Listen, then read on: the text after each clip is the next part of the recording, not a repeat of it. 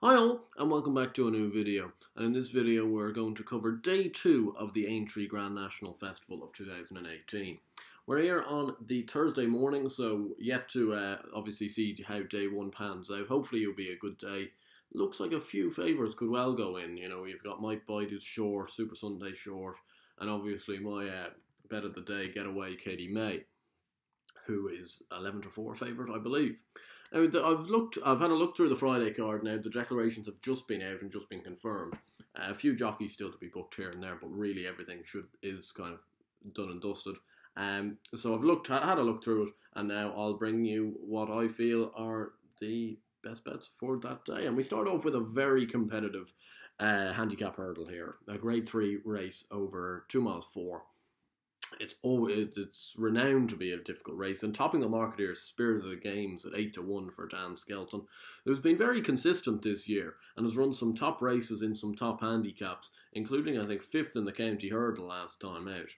Grant Partner is very interesting for Tom Mullins at 9 to 1. I'm a massive fan of Grant Partner, but he does seem to be a Leopardstown specialist, and his runs outside of Leopardstown not quite as good, so I'm willing to oppose at 9 to 1. In terms, this is really, I'm not sure, because obviously I'm here in Dublin, I don't know what the weather's like in Aintree right at this moment. I don't know how the ground is going to cope by Friday, but I'm going to take a chance that if it is nice enough ground, I'm going to go here for Ivanovic Gorbachev at 12 to 1. I'm going to give him a chance here. His form figures 00700. Not great. I understand that, including a poor run in the County Hurdle last time out, but he was quietly fancied for the County Hurdle, but again the ground just went completely against him. He's a complete good ground horse. You know, he was a Grade 1 winner as a juvenile, and a Grade 1 placed horse at this festival and at Punchestown in juveniles behind Apple's J. That form is pretty rock solid. I think Ivanovic Gorbachev here, if he could rediscover any of that form at 12 to 1, he's not a bad price, and he's not handicapped out of things on his best form. I think perhaps at a big price, I don't know, you're taking a bit of a stab in the dark really, but I think Project Blue Book at 25 to 1 for John Quinn and Brian Hughes isn't a bad each way price. Again, hasn't been great this year, but was a Grade 2 juvenile winner at Ferryhouse last year. Things haven't gone quite right this year for him, including a poor run in the Betfair Hurdle. But again, I think he's a horse looking for a bit better ground, which he might get today. And also the step up in trip is sure to help him, I believe. I think he's been crying out for 2-4 all the way. We then move on to the top Novices Hurdle here, which is a Grade 1 over 2 miles, of which we have Global Citizen, who's a very interesting performer here for Ben Pauling and Daryl Jacob. It was unstable debut for Ben Pauling when winning the Dovecot Novices at Kempton, I think by around 15 lengths. He absolutely hacked up that day of really aggressive tactics out in front. And I'm a bit betwixt and between, because I do kind of want to take him on, but there really isn't much in this field. I don't think that you're kind of going, oh well, he's gonna beat him. Because Scarlet Dragon's in there at third favourite at 7 to 1, and he has 12 lengths to find. So I don't think he's gonna find that. Irish Row, I don't think Irish Row's really up to it. I think just from an inkling. I could be completely wrong here, but I'm going to take Global Citizen on at 6 to 4. I don't think that's great value, if I'm being perfectly honest. If he's 3 to 1, I'd be interested, even 5 to 2 perhaps. And I will take him on here with Vision Day Flow at 6 to 1. I'm a big fan of Vision Day Flow. I have been ever since his Punchestown win for Robert Tyner. Since then, he was bought by the Pottses, and he went over to Colin Tizard.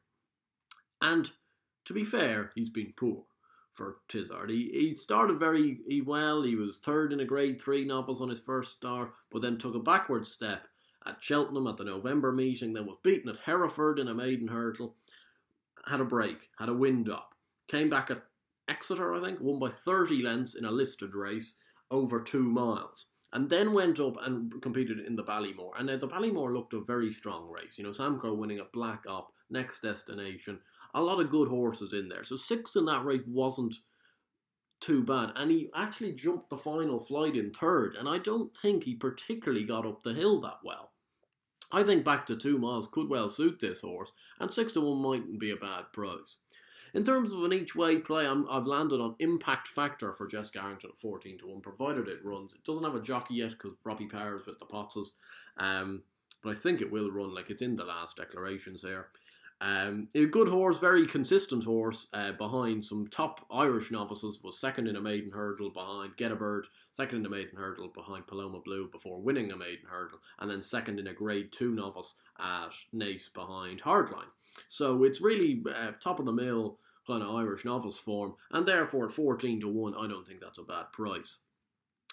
Move on then quickly to the Mildmay Novice Chase over the extended 3 miles. Terra 4 tops the market at 11 to 4. Not a big fan of Terra 4, though. I don't know what it is about him. You know the way you sometimes get that feeling about a horse, and I just don't get it with him. I could be completely wrong as per. But he was second in the JLT, but he was well beat. And the JLT, I don't think was that great a race. You know, obviously that's a bit of a contradiction considering I'm hoping Finian's Oscar wins. And if Finian's Oscar does win, it does kind of boost Terra 4's form. So it's a bit of a... I know I'm kind of contradicting myself. But in this sort of a case, I'd prefer a stouter stare. And therefore I've plumped on Elegant Escape at 6 to 1. He was well beaten in the RSA, but still came third. And ahead of Black Cordon, who he reopposes today. He would have been fourth if it wasn't for Alboom Photo's fault. But you have to take into consideration that could be one of the best RSAs we've seen in quite a long time. Presenting Percy, most likely going to be a top candidate for the Gold Cup next year. Even Monolith could well be a Gold Cup candidate, or if he goes back in trip to the Ryanair, he'd be a big chance for that. And Alboom Photo's gone out and won a grade 1 at Ferryhouse since, so it's really quite top of the book form here. Elegant Escape is a stout stare. I think he's more of a... He could be like some sort of a national horse in time. Like it kind of looks like no trip is long enough for him. And therefore I fancy him to perhaps outstay some of these. And at 6 to 1, that's not a bad price. And each way, I know I tipped him up for the previous video, but I put a little edit down into things because he didn't run that. But I'm going to go for Snow Falcon in this race at 12 to 1. Pretty much for exactly the same reasons as I said yesterday for putting him up in the manifesto. We move on to the Melling Chase, which looks a very good race on paper. Min, Balco de Flo, Polidam, Cloudy Dream, La Presienne and Sizing Granite. A small but select field. And from what I can see, there's no real each way value here because you're only getting your 2 places. And I don't think, like Cloudy Dream's 10 to 1, but I don't think like he's going to finish second. He could well finish third, but I don't think he'll finish second. So it's really just pinning yourself to which of the top 3 horses. I think the winner will come from the top 3. And therefore which one you want. And I'm fancying Min here, I must say. You know, a lot of you guys and me are big fans of Altior, who beat him well. But Altior is a really, really good horse. You know, Duvan is a really, really good horse.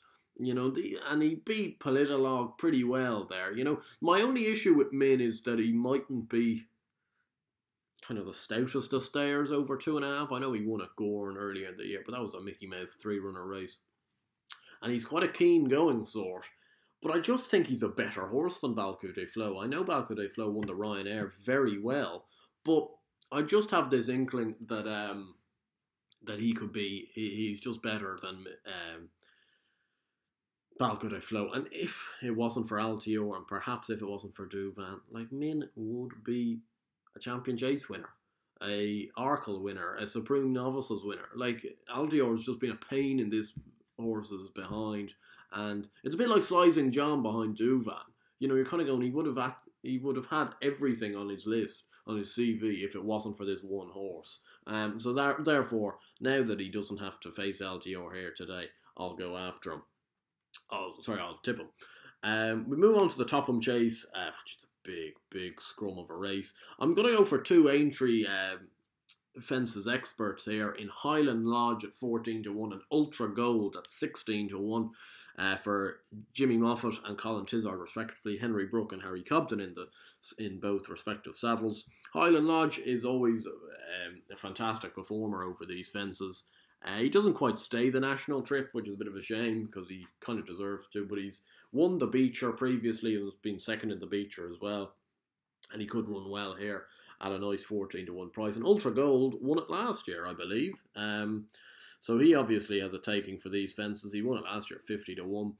He's been poor enough since, including not a great race at Cheltenham, but I'd say he's been laid out for this. Yeah, I'd have to think he's been laid out for this. And you know, he could at 16-1. I don't think that's a bad each way price, considering you'll probably get 5, perhaps 6 places in the Topham. Move on to the Sefton novices here. Won last year by the World's End. And it seems to be just a repeat of kind of the Albert Bartlett, because quite a lot of them reoppose here. There's 3 Henderson horses are the top 3 in the market, but it's Santini and OK Corral, who were 3rd and 2nd respectively in the Albert Bartlett, who are right at the top of the market. And I'd have to go with Santini here at 7-4. I know he finished behind OK Corral, but they do think of him as a better horse than OK Corral, and therefore I have to take their word on it. He ran a good race in the Cheltenham Festival because he got himself a bit far back and did stay on very takingly, maybe at the 1 pace, but I don't really mind that. And yeah, I think at 7-4, that's not a bad price. In fact, because OK Corral's in the price, it's making him a backable price at 7-4.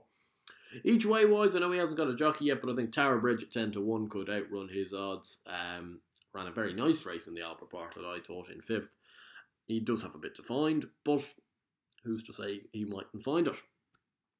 And we move on then to the Grade 2 bumper. I'm not a big, I don't know the English bumper form that well. I'm more of a, I know the Irish bumper form a lot better, but I don't think there's a single Irish horse in this race, or if it is, it's not very good. So it is all English horses. From what I have heard, and from the performance he put out first time, I think Paul Nicholls and team think this Danny KIRWAN is a really, really good horse. This could be a horse that brings them back onto the Grade 1 map. And I'm not one to doubt Paul Nicholls. So Danny KIRWAN at 9-4 here could end up being not bad value. And I think to chase him home at 12-1 is the horse he beat last time, Pim, for Nicky Henderson. Because I think Nicky Henderson holds this horse in fairly high regard, actually. Jeremiah McGrath gets the ride, because Nick de Boinville's on Mr. Fisher. I don't know, you know. With bumper horses, it's always a bit, you can't look into jockey bookings that much, because they don't really know, because all of them have won 1 race, or have competed only in 2 races. But Danny KIRWAN from Pim in the concluding bumper. Anyway, that's the end of the Day 2 card there. We've got the Day 3 card to come, and obviously the separate Grand National video, which I'll be recording at some stage, where I'll take a look through, maybe not all the runners, but most of them anyway. Hope you enjoyed this video. If you did so, please do give it a like and subscribe down below. And if